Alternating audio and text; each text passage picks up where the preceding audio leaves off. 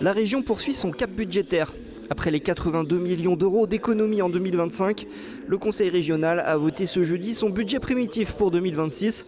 Un budget en baisse supplémentaire de 15,6 millions d'euros sur le fonctionnement.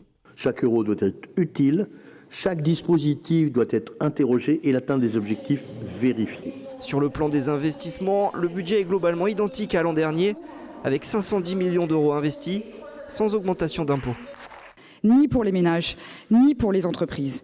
C'est une solution de facilité.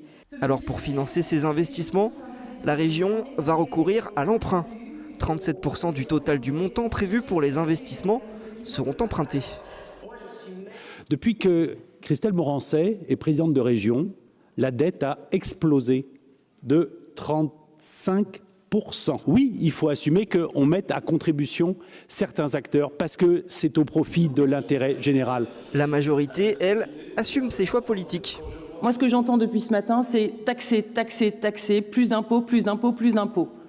On assume pleinement nos décisions, de se concentrer sur nos compétences, de baisser nos charges de fonctionnement. Et on peut être fier d'avoir les dépenses de fonctionnement et de RH les plus faibles au niveau national. Et par contre, on investit. Investir, c'est pour l'économie locale, c'est de l'emploi, c'est pour nos territoires. Reste le Césaire qui a rendu son avis sur le budget 2026 dans la continuité de celui de l'an dernier.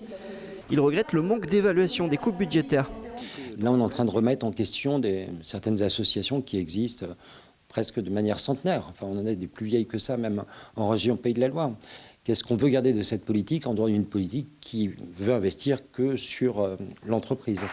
Au Conseil régional, la majorité est telle que l'issue du vote ne laisse pas de place au doute.